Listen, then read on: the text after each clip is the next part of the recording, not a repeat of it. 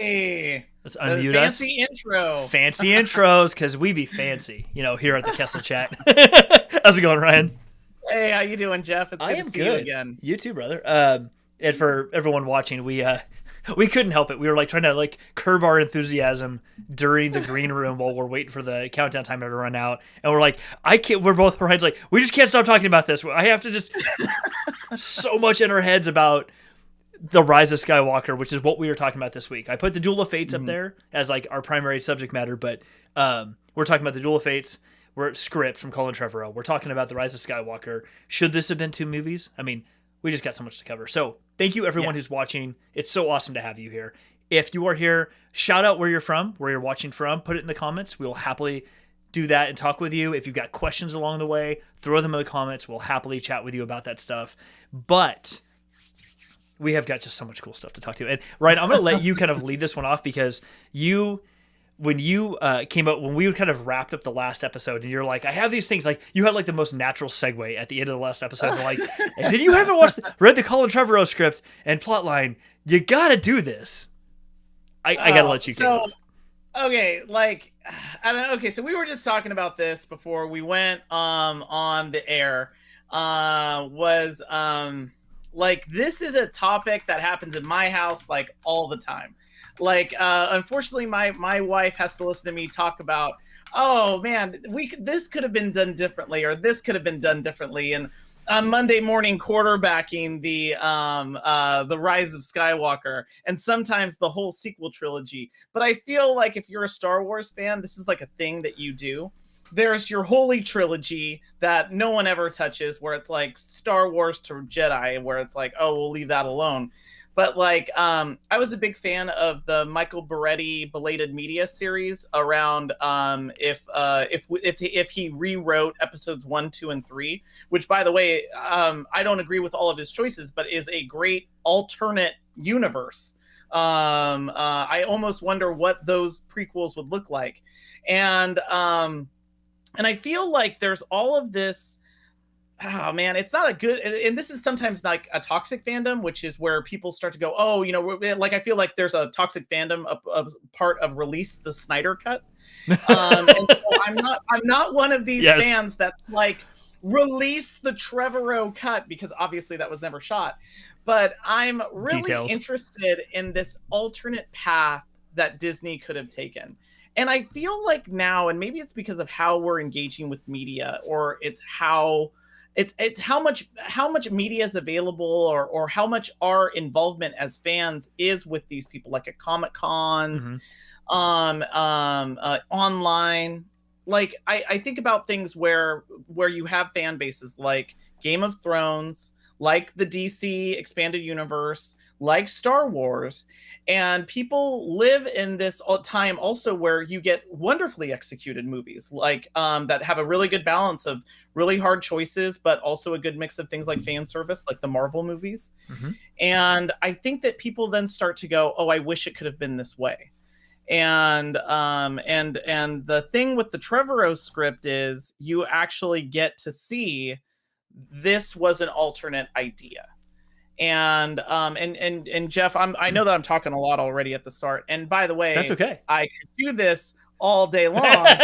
This is true. By the way, Everybody who's Sujatha, out there, Sujatha's watching us right now. She's coming from Ohio. Thank you, Sujatha, for being here. She is a friend of mine from one of my live streaming communities that we're both a part of, which right is on. awesome. So thank you for being here. And yes, Ryan is right. We literally could just this show sometimes feels like you've just like got a snapshot into what Ryan and I were already doing anyway. They're just going to see it live for about 35-40 minutes, and then when the live stream ends, we're just continuing on. Like it didn't really, like we were just talking no matter what. As no, this is literally, we are picking up in the show where we were in like the green room, like right before the show was. By the way, so true. I see our friend, mutual friend Matt Saunders, give Rian Johnson a full trilogy.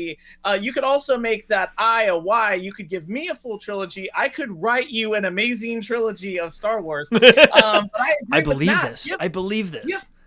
Give Rian Johnson a full trilogy. And this is what I feel like the issue is with and we were talking about this, Jeff, is, by the way, I'm a big Last Jedi fan. Like there's people that might be watching this and being like, oh, you love Last Jedi, you're going to defend it to no one. No, it's got its issues, but it is a really great movie.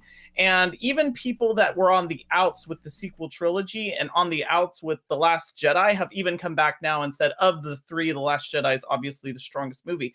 And this is exactly the same way that people reacted to Empire when it came out. Empire received a number of negative reviews when it came out because it wasn't what people expected, and it was very, very different, and obviously had a lot of dark tones in it. And The Last Jedi, of course, was going to be just as divisive when it came out, because it was a movie that made decisions and took positions. And I think that what happened, though, even though I'm a big fan of it, is Rian Johnson, and Jeff, you and I were just talking about this. Rian Johnson kind of put them in a hard spot at the end of The Last Jedi. And I'd love your thoughts on this. I think it was hard because they got, again, I'll bucket this with the spoilers. They got, Snoke is out. Your big baddie is now Ben Solo, Kylo Ren, who you're also hoping that he's on some type of Zuko-like redemption cycle from Avatar.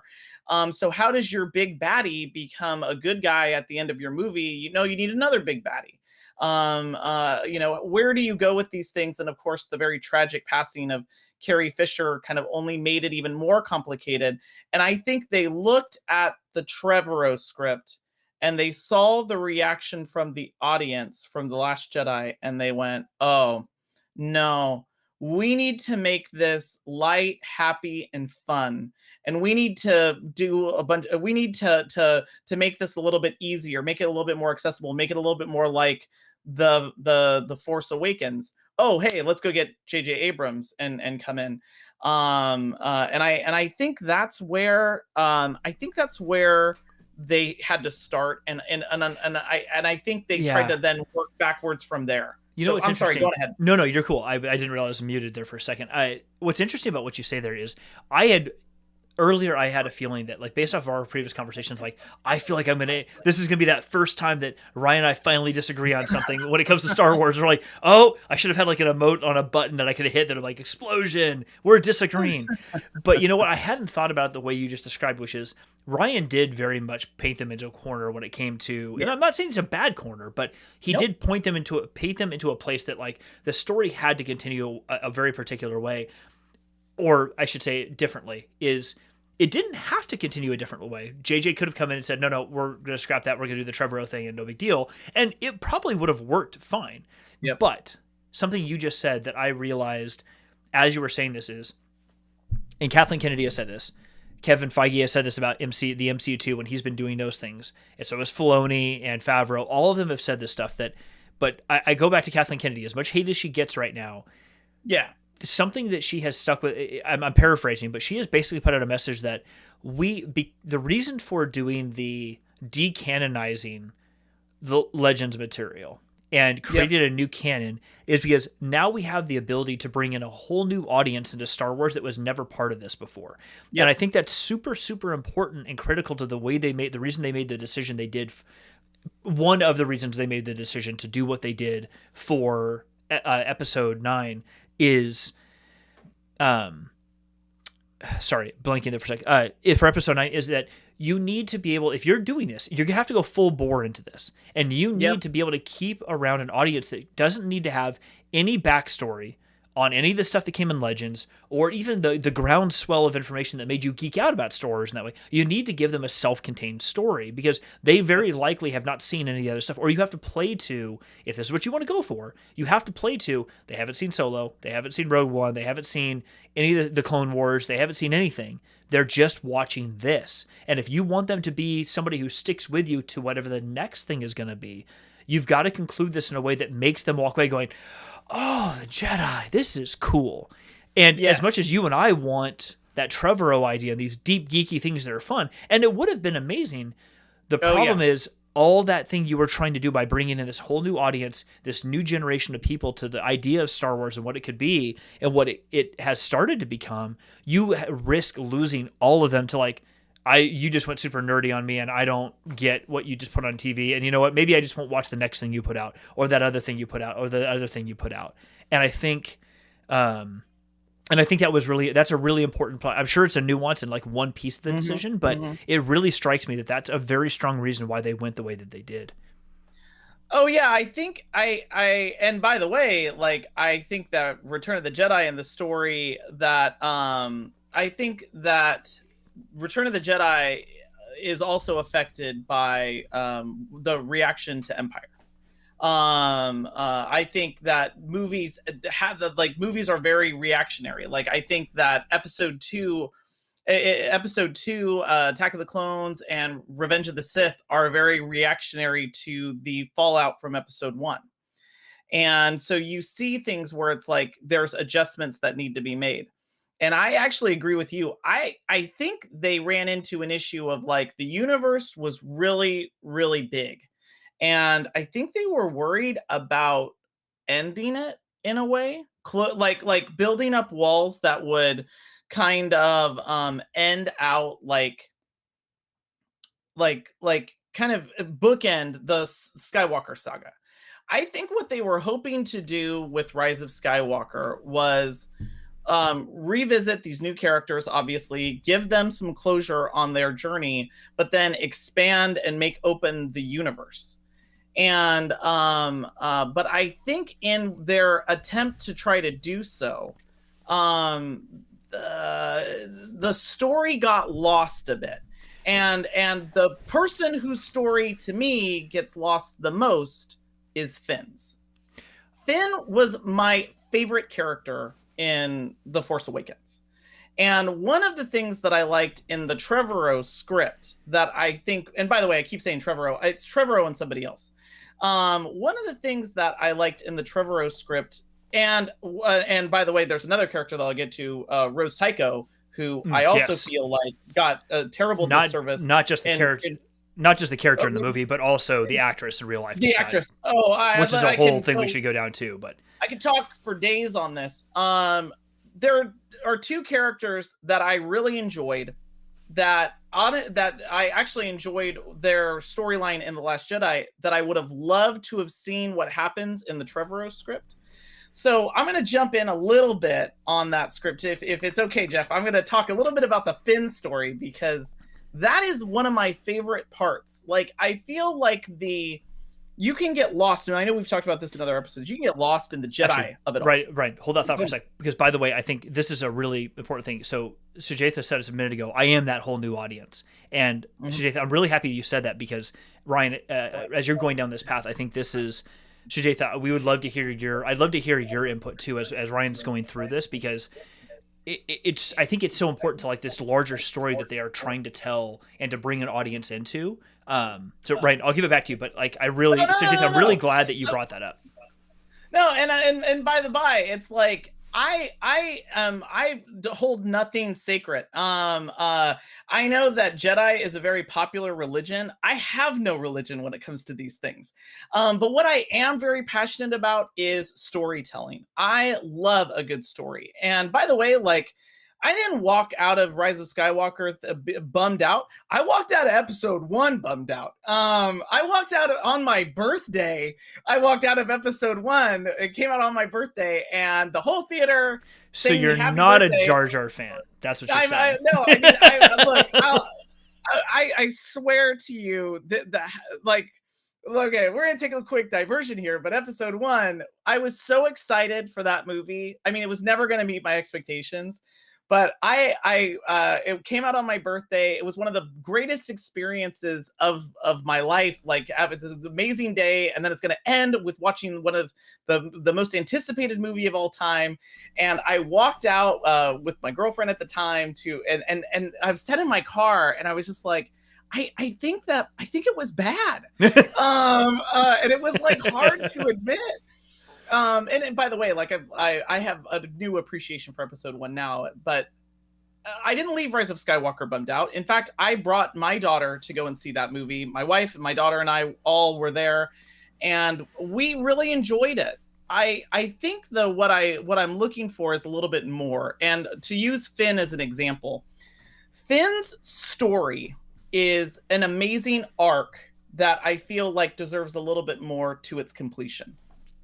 And a part of it is, here he is a stormtrooper who has to make some very big decisions, finds his courage in Force Awakens, and is potentially like Force sensitive, and is willing to sacrifice himself for his friends. In the end, first I'm going to run away from this. I'm scared. And then he's like, no, I'm going to sacrifice myself for my friends. It's this amazing journey that he takes in The Force Awakens, which is then buoyed in, now I'm not just going to sacrifice myself for my friends. I'm going to fight for an ideal. And so now I'm going to live for something. Which I actually do like the Rose Tycho connection that he has, which is we're not gonna. She says we're not going to. I'm blanking on the line. We're not. It's not how what we kill. It's what we save. Essentially, it's how we save what we love, and that's another part of his arc. And so in the Trevorrow script, his journey is as a leader, and he comes across these stormtroopers who are on Coruscant. This story, by the way, is very complicated. I would recommend anyone go. There's Mr. Sunday Movies, I think, does a 7-minute overview of the Trevorrow script. So if you want to know, like 7 minutes, boom, you're done. And it's got concept fan art. That's not fan art and concept art. That's all connected.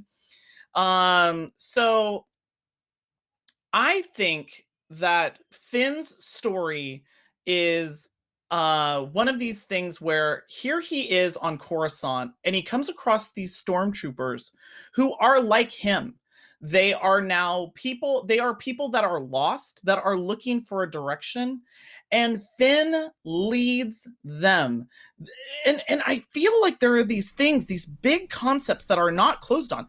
Finn is stolen from his family. It's like an alternate Jedi story where like Jedi children are taken to the temple, and here no, he's stolen from his family. And he's given a number, literally just given a number.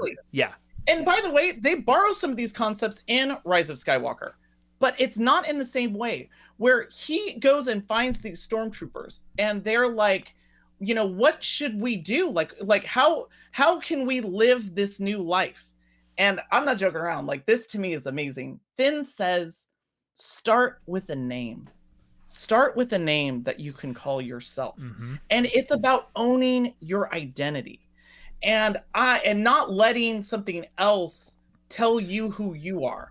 And suddenly Finn's character is someone who has been trapped by a large force like the First Order, finding his way with his friends and as a leader, and now he is an inspiration to people that are just like him. And I love it. It's you know, it's so interesting that you say it that way, because it's this, I think it's this message of that what we're probably all dealing with. I've talked about it a lot. Like, you and I work together. I've talked a lot about it at work, but with other people too, where when a person can start to really feel like themselves, like actually express themselves and be themselves, they get to feel like they get to be a real human being. And I think what you're describing in the Trevorrow script, and for anybody for anybody watching who hasn't gone through even the highlights of that, Colin Trevorrow wrote an initial script, or at least the intro to a script, and probably even a screenplay, everyone thinks, for what would have been the Rise of Skywalker, before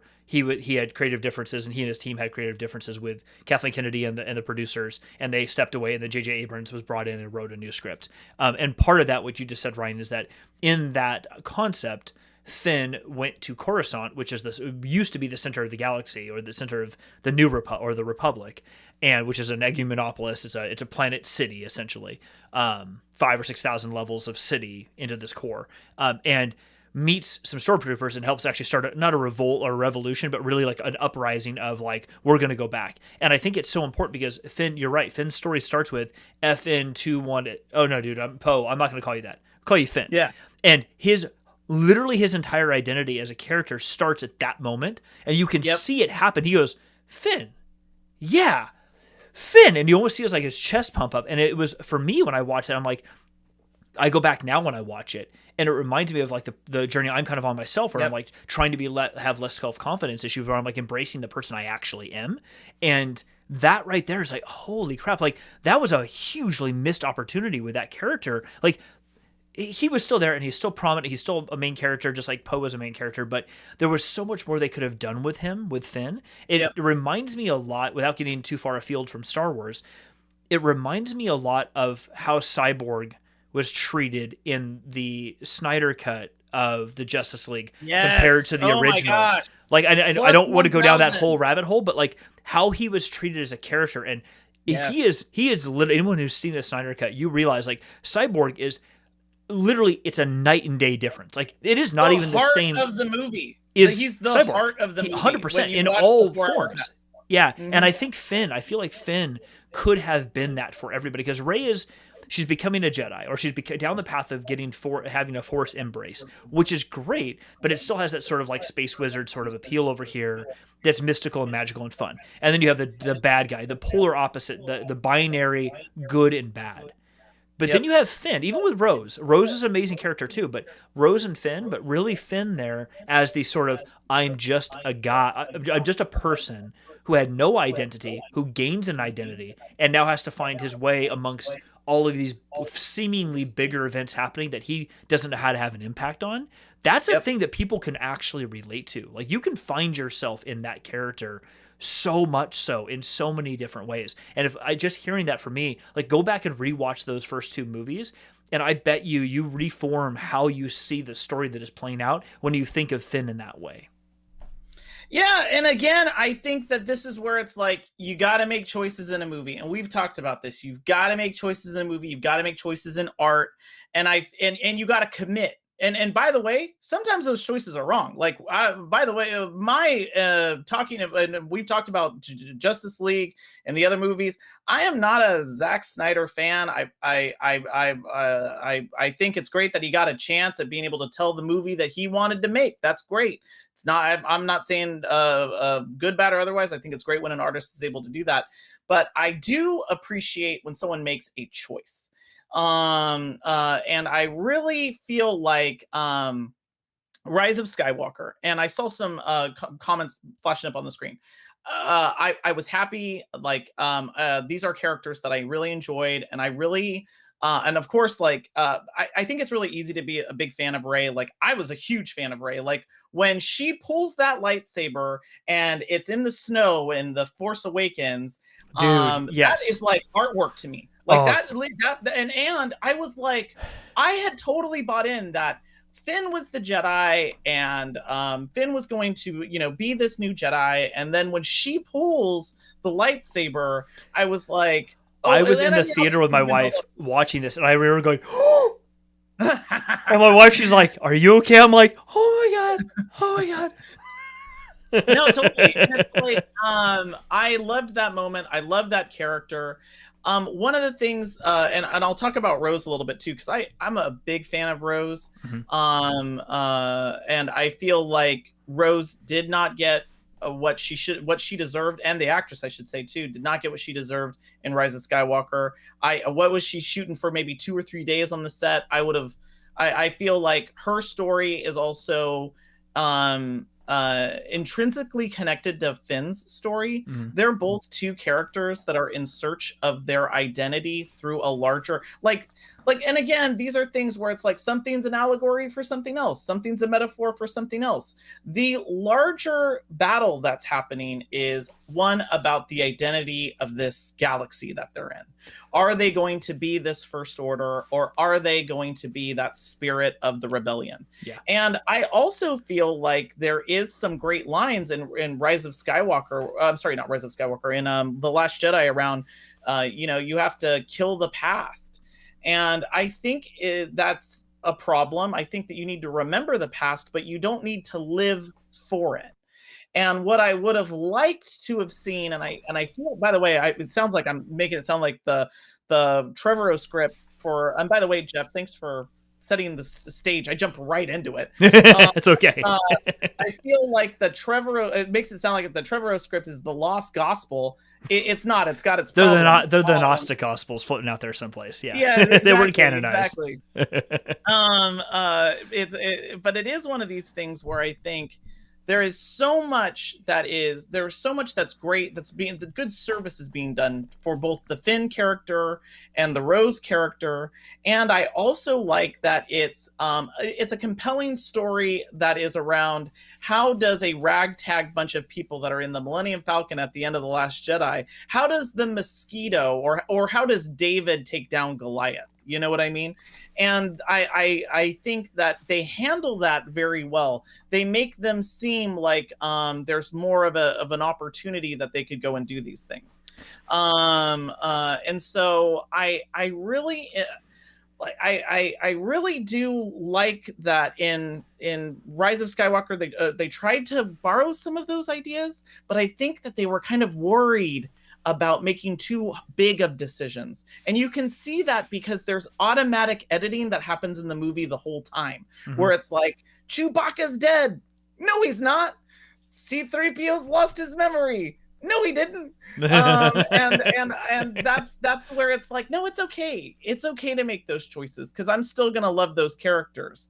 But yeah, I think that the arcs, the closing arcs for those characters are missing.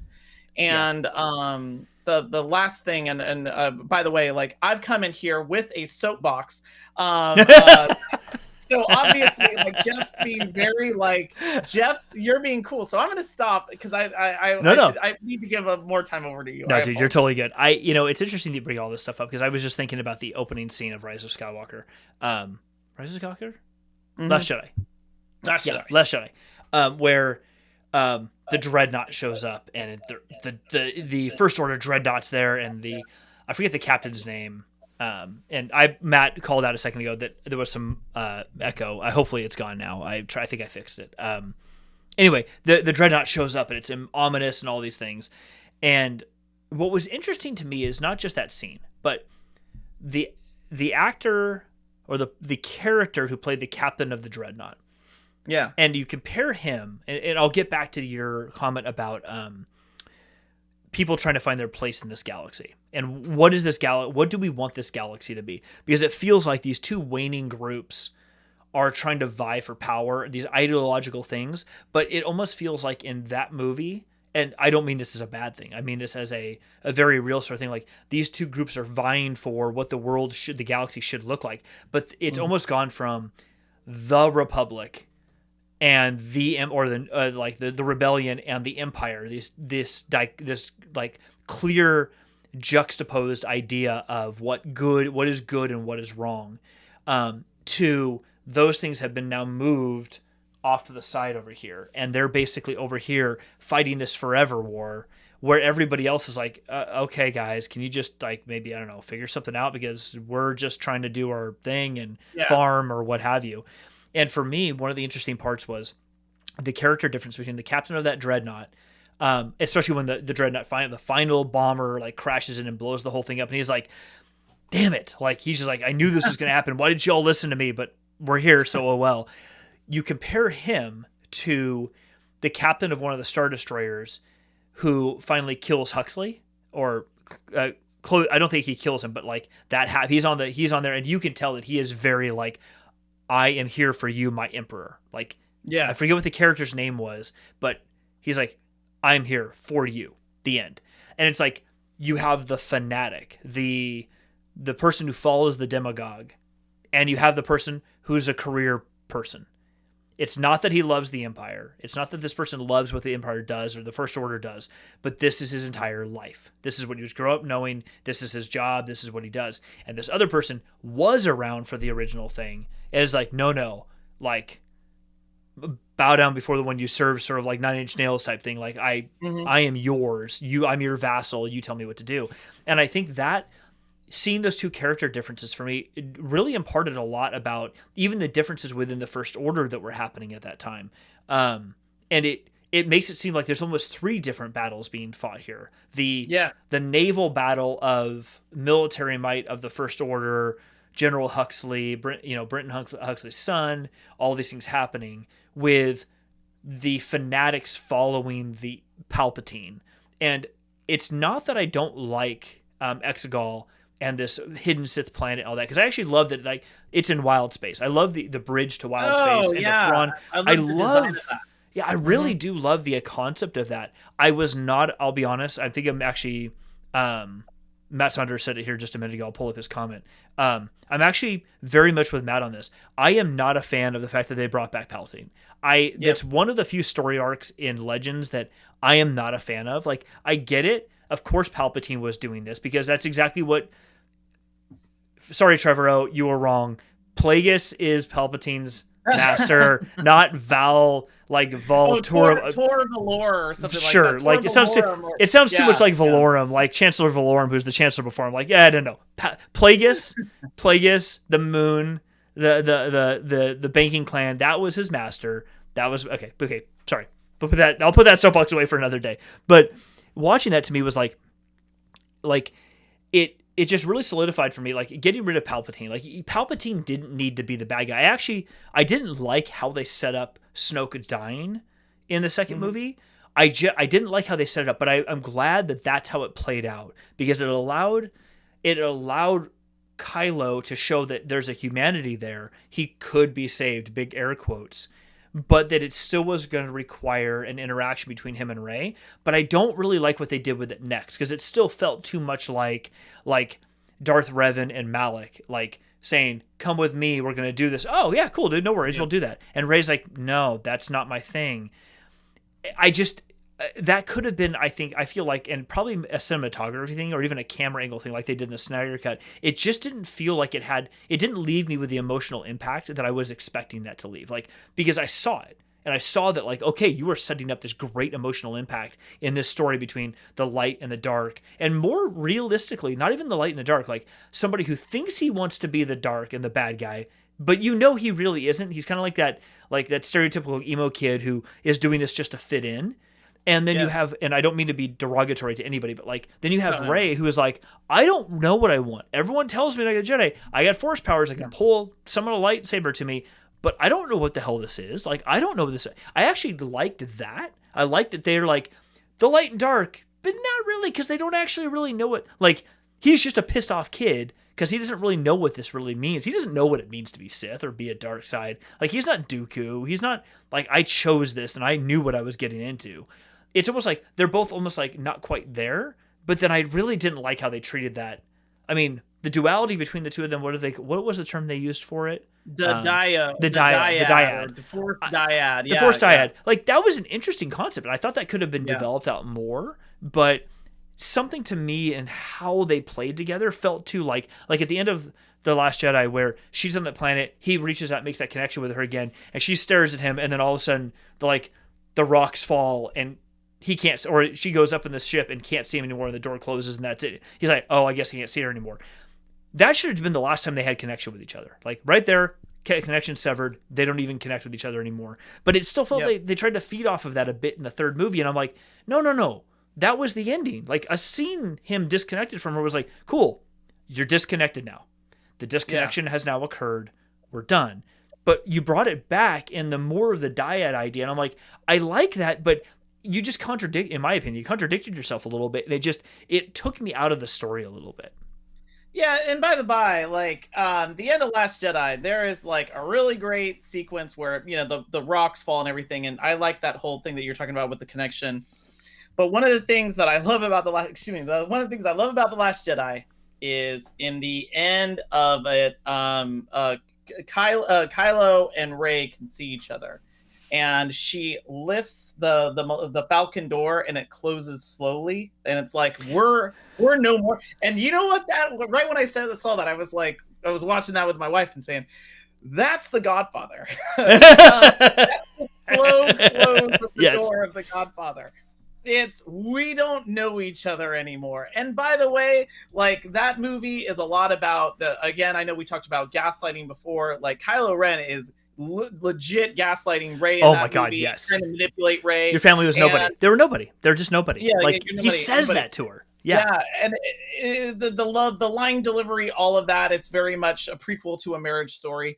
And the thing that I liked in the Trevorrow script, and by the way, like, I agree with you. Like, I think they wanted another baddie, and I didn't like Palpatine. I just felt like, oh my gosh. Like, Palpatine, like, man, can't we kill this guy?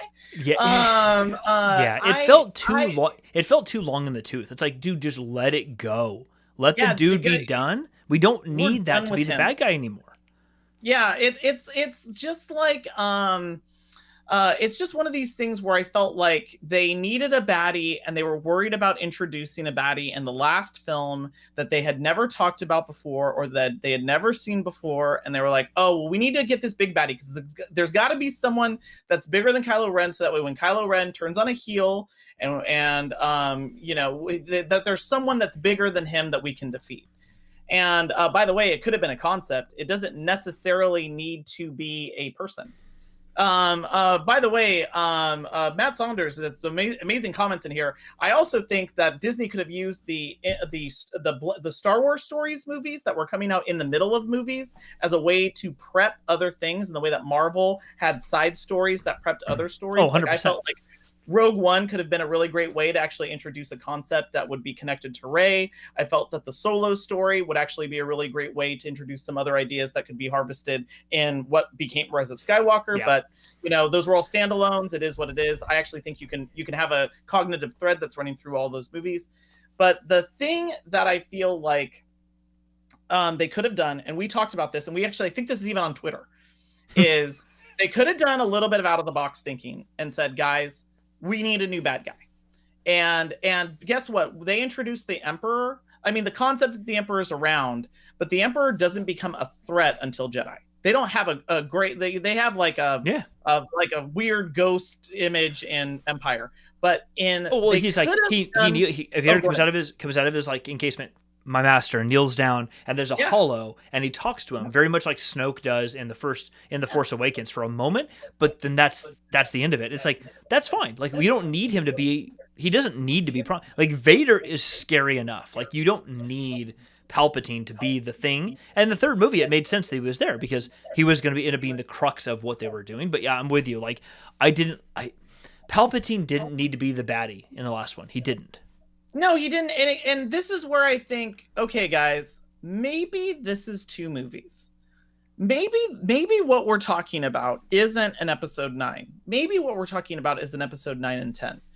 And we need to give space to because I feel like one of the advantages of the sequel trilogy is that it's able to trade off of having Mark Hamill, Carrie Fisher, and Harrison Ford, and also Billy D. Williams, like all of these people that you're able to pull in, Anthony Daniels as C-3PO. So it's kind of like Return to Oz. Like there's all of these characters, but we also are introduced to some new ones. And I feel like after the Last Jedi, the break that needs to happen at this point is this is where I'm kind of like, kill the past. Like we don't need to live for the old days. We can remember the past and then live for the new ones. Well, and you bring And up it's a good point because maybe there's sort of an ode to the past that I think they do in a really good way, which is all the voices of the Jedi. You hear all yes, these actors yes, portrayed in this. Like you can still do an ode to the past without mhm, having to have literally the past be a whole script element for 5 minutes or 10 minutes. It doesn't, or any other. It doesn't have to be an active character on screen. Like yep, for example, my one of my favorite parts of that final scene where all those ships come out of hyperspace. And Billy D. Williams is like, I found them all. Everyone wanted to come help. yeah, Hey, that's cool. That's buddy cop movie. That's fantastic. My favorite part of that wasn't just that happened, but in there I see the ghost. I see Harrison Dula from Star Wars Rebels. I see the ghost, her oh ship sitting right there. yeah, I'm like, I don't give a crap about any of the others.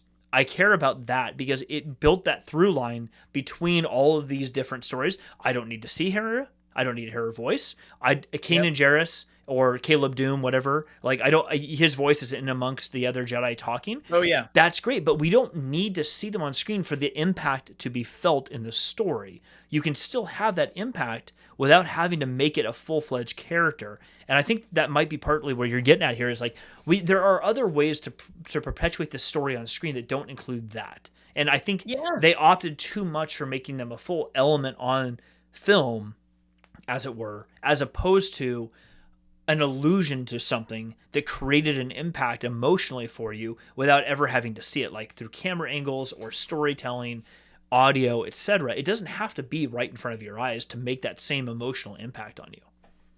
No, and I can give you a really good example of like there's an investment that's happening in the prequel trilogy that they don't do enough of in the sequel trilogy. And it's funny because when you go to like Galaxy's Edge, they're doubling down. Like it's all new era stuff. Like the stormtroopers are all the stormtroopers from Force Awakens. So like Disney's recognizing, they're like, this is the universe we want to live in. But they didn't say, you know what? Ray and Finn and Poe, that's going to be our new trio. Like that's where we're going to live now, guys. Like we're going to spend our time there. And the reason why I think that's so important is when you do that, you actually can pay dividends and all these other things. And a good example is they doubled down on, hey guys, Alec Guinness portrayal of Obi-Wan is a great thing, but that's that Obi-Wan. Ewan McGregor is this Obi-Wan. And they Mm-hmm. doubled down on that. And now it's like no one would ever say like, oh, I didn't really feel connected to that character. No, they really invested Ewan McGregor with your Obi-Wan. You're gonna pay homage to the character of the past, but it's where do you want to take this character now? And I think you could have done that with Rose, with Finn, with Ray, and with Poe. And you could have really said, like, you know, these are our new heroes, and we're going to now we're going to make a break, and you can keep Force Ghost Luke around. That's actually a thing I like that the Trevorrow script is doing, where in Rise of Skywalker she's training under Leia, and that's cool. But I actually think you could still have Force Luke Skywalker Ghost advising Rey, and maybe they're in disagreement. One of the things that I think that you could have done is spent more time with those 4 characters. And I said trio before, but I really do think you can make it those 4 characters, and it's their story now. And it's just like how Star Wars Rebels isn't dependent on oh, well, we need Han Solo to show up or no one's going to care about these rebels. It's like, no, we can now just live with these characters, and that's why I think, why not just do an episode 9 and episode X, episode 10, and actually give time with those characters? Because and I know that we talked about this at the start in the green room before we came on, is at the start of Rise of Skywalker, there's the hyperspace skipping. And I remember thinking, oh, this is kind of like what they're doing to the story. Like, we're like spending just a couple of moments here and there with these characters. And I think that we're okay to be like, hey, these are our characters now. We're going to spend our time here. The Vader mask, like all that stuff, that's over here, and we love that. But that book is closed, and now we're going to write some new stories. I totally agree with you on that one. I'm for all everything that I loved about the entire new trilogy that came out or didn't love. I am glad that it's over, because for me, it's not a closing of a door.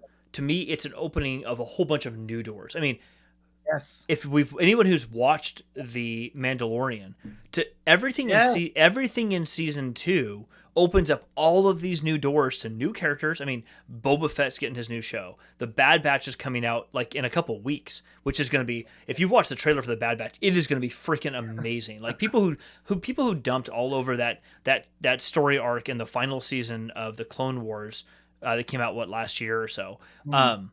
They were like, oh, it's cheesy, it's kind of whatever. I'm like, no. You watch this, like, it's these story arcs. Fennec Shand is going to be a character in there. I love Ming-Na Wen, so I'm so stoked to see her in anything.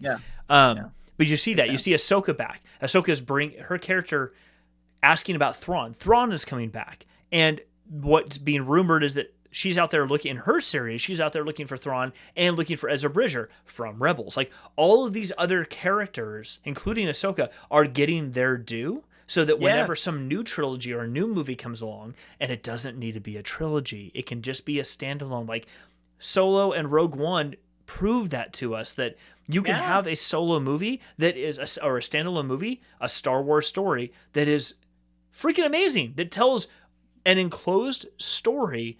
They can have a beginning, middle, and end in one movie, but advance the story along so far. Like Rogue One, at the end of Rogue One, even though it's an enclosed story and it finishes, it wraps up showing you exactly what leads right, literally seconds before the beginning of Episode 4.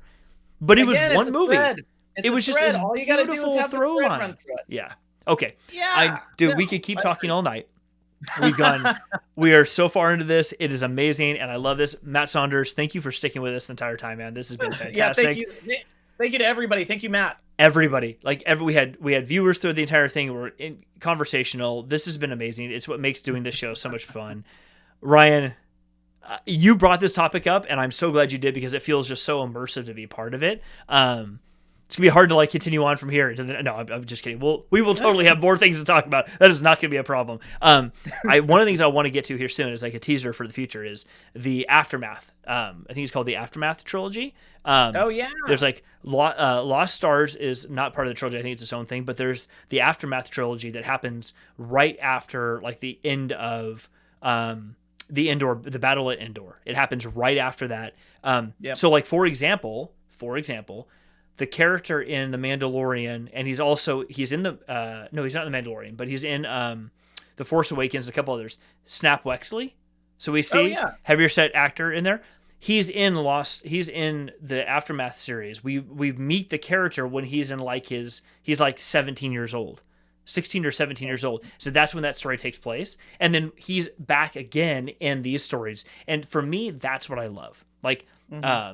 That's what I absolutely love, is to see these characters that we have never seen before, that people go, oh, he's a side character, or she or he is a side character. It's like, no, they're not. They are potential main characters who have a story that we haven't just seen yet. And for me, I love that because he's not a Jedi. He has no special powers, but he has a story to tell that relates to everyone else who's in the galaxy. Another example of this is in the new High Republic series. Guess who? Remember in The Force Awakens, at the very beginning, I forget the actor's name, but he plays Lor Santeca right in the very beginning, who Kylo is trying to get the map from, and Poe gets the map from. Max von Sydow. Exactly. I was so excited when he was. He plays, and you're like, there must be a backstory here. Yeah. Well, guess what? In the High Republic, in the very first book of the High Republic, The Light of the Jedi, which I have back here someplace, the Santeca clan is a part of that story. And they talk about how they're the ones who've discovered and mapped all these hyperspace lanes. That's what they do and how they've made their riches. And it connects Lor Santeca with the Santeca clan. And like, there's clearly a gap because that's hundreds of years ago, but there's something to be told there. And like, it creates these backstories for all of these other characters. And it's basically recreating what Legends used to be for a new audience, but we don't have to do it in these big, huge, grandiose trilogies. Like, I am a massive fan of like these series on Disney Plus that are 5 episodes long. I mean, in the middle of The Falcon and Winter Soldier right now, like there's 2 more episodes. That's it. It's just 6 episodes. But like the backstory and the subtleties you get of all these different characters through something as simple as like a 1 hour, like 6 episodes of a show. People are like, but it's not a movie. It's 6 hours. Like a movie is at best 3 hours if you really are pushing it. Maybe if you're the Snyder cut, it's 4, but it's like 2.5 to 3 hours. This is 6 hours of content. I mean, WandaVision was like 8.5 to 9 hours of content. Like there is so much more content that is involved in these TV series than you can ever squeeze out of a movie. I don't care if you're Peter Jackson, the original Lord of the Rings, with 3-4 hour episodes that are 12 hours long. Like 12 hours, that was the first season of WandaVision. That's one thing. Exactly. And by the way, like Lord of the Rings is a really good example of like spend the time with your characters, spend the time with your endings. I know that movie ended like had 9 different endings, but yes, make some decisions. It's okay. But the I totally agree with you. I actually think that Disney has through Disney Plus a really great opportunity, which is, and again, this is that thinking outside the box. Maybe it's not a trilogy. Maybe it's 4, maybe the sequel movies were 4 movies. Maybe, maybe things that were traditionally, no, that's a 2-hour movie. And even though I feel like the Snyder cut could have easily, buoyed toxic fandom, and maybe, I still think that it's great that we can now think of things as, maybe we don't look at things like, how do we shove something into 2 hours because that's the way that you make the most amount of money through the most amount of showings at a theater. Maybe those are a couple of episodes that come out through a streaming service. Totally agree. And as long as the Genndy Tartakovsky, Clone Wars. Oh, okay. Yeah. All right. So we need to wrap. I want to talk more about this. We've got our next episode lined up because we've got always more topics. Matt Saunders, you hung through this the entire time. Thank you so much for being here, man. Thank you everyone else who joined the show. Ryan, where can everyone find you on the internets? I'm on Twitter at Ryan Rose, and if you're interested in the things that I talk about on Star Wars, I also talk about Star Trek, and I talk about a lot of other things science fiction-y related. So I have comments on it all. So yeah, you can find me there. Awesome. And you can find me at Jeff Bull Tech on all the social medias too. Thank you all so much for being here. We really appreciate it, and we will catch you next week. And by the way, fun fact, Ryan and I have got some new content stuff coming out here soon for the Kessel Chat. It's not just the live stream. That's just a little teaser for you. So keep an eye out on the channel, and we'll see you all next time. Thank you so much for being here. Good deal. Hey, thank you so much.